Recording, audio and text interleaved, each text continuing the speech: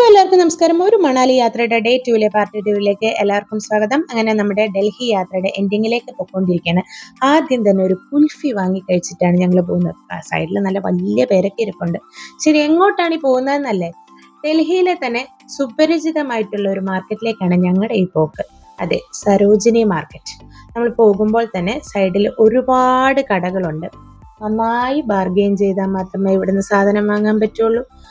കാരണം അത്രയും ചീപ്പായിട്ട് കിട്ടുകയും ചെയ്യും. എന്നാൽ നമ്മളെ പറ്റിക്കാനും പറ്റിയ സ്ഥലം. ശരി, നമ്മൾ സാധനങ്ങളൊക്കെ വാങ്ങുന്നതിന് മുന്നേ നല്ല വിശപ്പുണ്ടായിരുന്നു.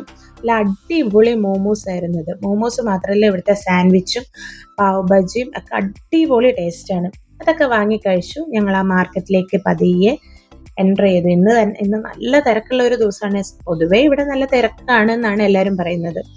അധികം വീഡിയോ ഒന്നും എടുക്കാൻ പറ്റിയിട്ടില്ല. ഇവിടെ ബാർഗെയിനിങ് ഒക്കെ ഇല്ല എന്ന് എഴുതി വെച്ചിട്ടുണ്ടെങ്കിലും നമുക്ക് നന്നായി ബാർഗെയിൻ ചെയ്ത് കഴിഞ്ഞാൽ സാധനങ്ങൾ വാങ്ങാൻ. കുറച്ച് ഉള്ളിലേക്കൊക്കെ ഒരുപാട് കടയുണ്ട്.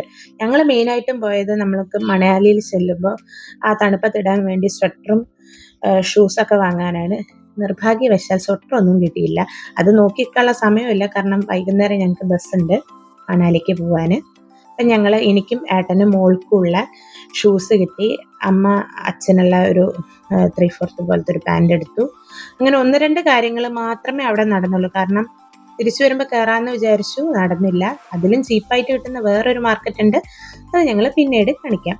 ശേഷം ഞങ്ങൾ ഇന്ത്യ ഗേറ്റൊക്കെ ഒന്ന് കാണാൻ പോയി. എന്താ പറയുക, ഇതൊക്കെ ഫോട്ടോയിലും വീഡിയോയിലൊക്കെ കണ്ടിട്ടുള്ളൂ. കാണാൻ പറ്റി, വളരെ സന്തോഷം. അവിടെ അധികം നേരമൊന്നും ഞങ്ങൾ സ്പെൻഡ് ചെയ്തില്ല. പോകുമ്പോൾ തന്നെ സൈഡിൽ ഒരുപാട്, കാരണം അവിടെ വളരെ വൃത്തിയുള്ള സ്ഥലമാണെന്നും പറയാം, വൃത്തിയില്ലാത്ത സ്ഥലമെന്നും പറയാം. ഈ കാണുന്നതൊക്കെ നല്ല ഭംഗിയുള്ള റോസ്, പിന്നെ പേരൊന്നും അറിയില്ല, വേറെ ഏതോ ഒക്കെ ഫ്ലവേഴ്സാണ്. അതുകൊണ്ട് ഒരുപാട് ഇങ്ങനെ പൂക്കൾ കൊണ്ട് തൂണുകൾ, ഇങ്ങനെ ആർച്ച്, വേറെ വേറെ മോഡലിൽ ഡിസൈനിലൊക്കെ ഇഷ്ടം പോലെ അവർ ചെയ്ത് വെച്ചിട്ടുണ്ട്. ഇപ്പം ഈ പൊയ്ക്കൊണ്ടിരിക്കുന്ന സ്ഥലം ഇച്ചിരി വൃത്തിയുള്ളതാണ്. പക്ഷെ ഇത്രയും സ്ഥലത്ത് പോയി കഴിഞ്ഞപ്പോഴത്തേക്കും ഞാൻ നല്ല ടയേർഡായി. ശേഷം റെഡ് ഫോർട്ട് കാണാനാണ് ഞങ്ങൾ പോയത്. ഞാനും മോള് നല്ല ഉറക്കം പാസ്സാക്കി. അതുകൊണ്ട് ഞാനും മോളും വണ്ടിയിൽ തന്നെ ഇരുന്നു. അച്ഛനും അമ്മയും ഏട്ടനും കൂടെ റെഡ് ഫോർട്ട് കാണാൻ പോയി. അവർ ഒരു ഓട്ടോറിക്ഷയിൽ കൊണ്ടുപോയി അതിന് ചുറ്റും ഒന്ന് കാണിച്ചു. 2 കിലോമീറ്റർ ഒറ്റ ഉണ്ട്. എന്തായാലും എനിക്ക് വീഡിയോയിൽ കൂടെ കാണാൻ പറ്റുള്ളൂ, ഞാൻ അവിടെ ഇറങ്ങിയില്ല.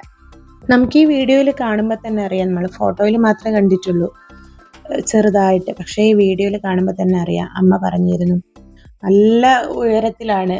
കാരണം നമുക്ക് അടുത്ത് നിന്ന് കാണാൻ പറ്റി. ഈ ഫോട്ടോയിൽ കാണുന്ന പോലെയല്ല, നല്ല ഉയരത്തിലാണ്, നല്ല ഭംഗിയാണ് കാണാൻ. അതേപോലെ ഇതാ കണ്ടില്ലേ, അവിടെ അച്ഛൻ മാത്രമേ മുണ്ടുടുത്തിട്ടുണ്ടായിരുന്നുള്ളൂ, വേറെ ആരും മുണ്ടുടുത്തിട്ടില്ല. അതുകൊണ്ടാണ് അമ്മ അതങ്ങനെ എടുത്തത്.